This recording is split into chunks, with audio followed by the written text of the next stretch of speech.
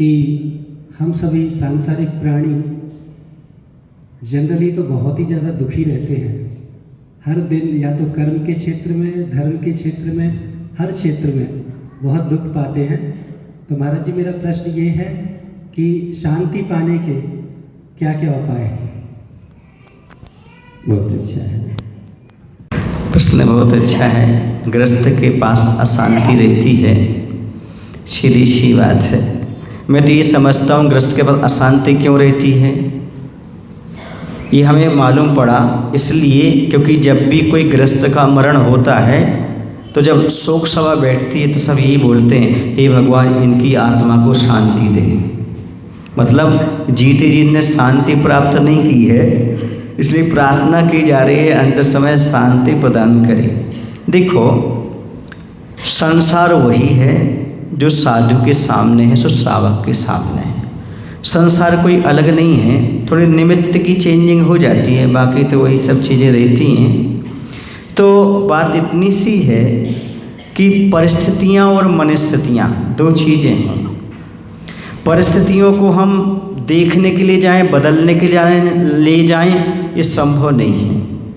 परिस्थिति को बदलना हमारे बस में नहीं है, बल्कि परिस्थिति के साथ साथ जैसी परिस्थिति आए वैसी मनस्थिति को हम बदल सकते हैं। मनस्थिति अपने हाथ में है। एक बार और बता दूं आपको, कुछ ऐसी समस्याएं होती हैं पति पत्नी के बीच में जिसका कोई हल नहीं होता।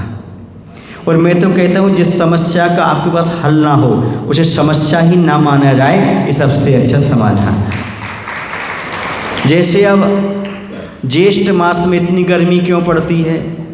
अरे तुम चिल्ला के करोगे क्या, बुरा भला कह के करोगे क्या? क्या ये आप ज्येष्ठ मास की गर्मी को बदल सकते हो? आप बोल बदल सकते हो? नहीं बदलते। फिर क्या उपाय करते हो? एसी, कूलर, पंखा अपनी व्यवस्था कर लो।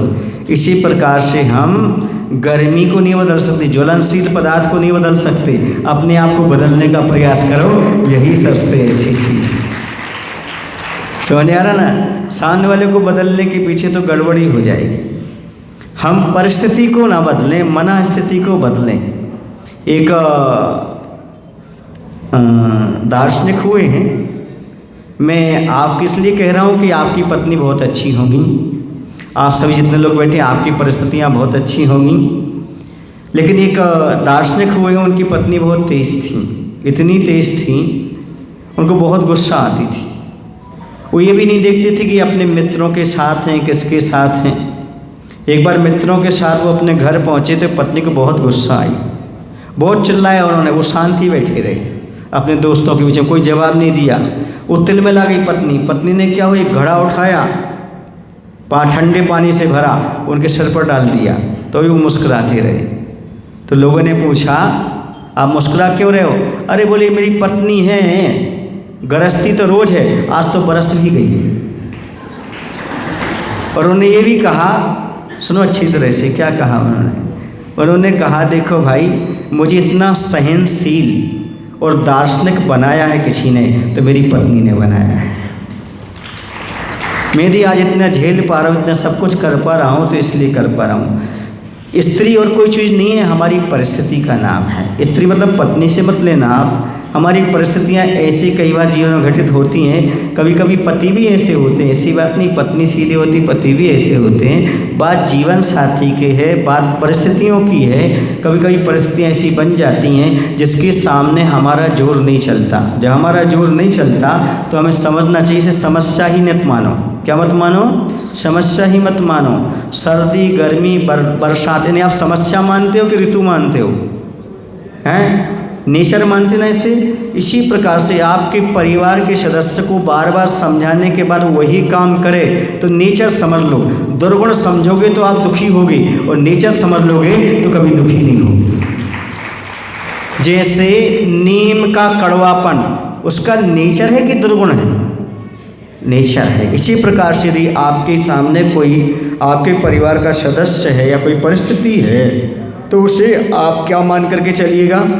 उसका दुर्गुण नहीं मानिएगा, नेचर मानिएगा।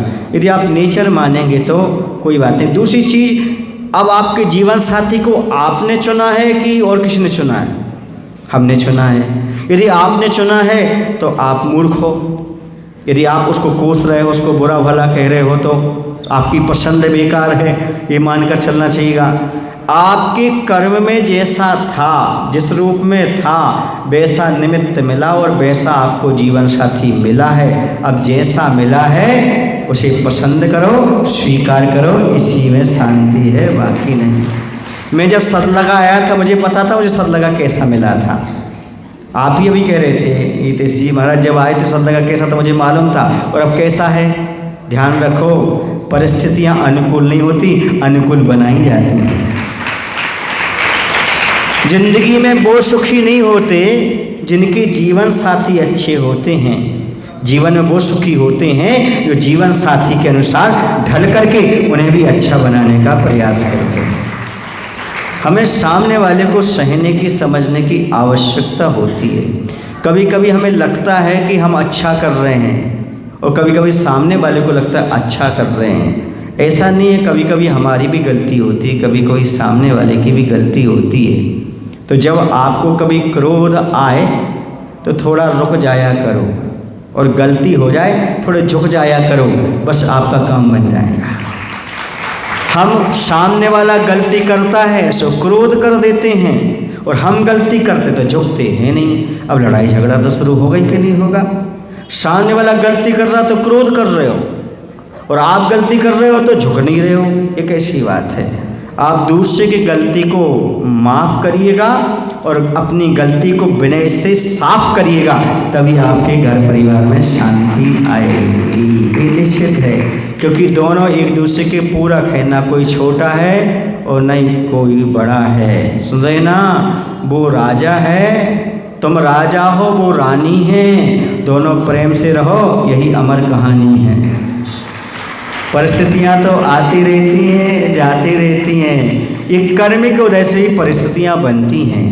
कभी कभी पत्नी निमित्त बन जाए, कभी पति निमित्त बन जाए, कभी बच्चे निमित्त बन जाए, कभी और चीज़ें निमित्त बन जाए। मुख्य तो कर्म का उदय रहता है।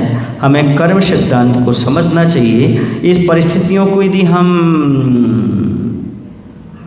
राग द्वेष करते हुए भोगेंगे तो पुनः परिस्थितियाँ निर्मित होंगी, और क्षमता से भोगेंगे आगे परिस्थितियाँ समाप्त हो जाएंगी। यही तरीका है, और कुछ नहीं। बोले परम पूज्य श्री कुंत सागर जी महाराज की जय।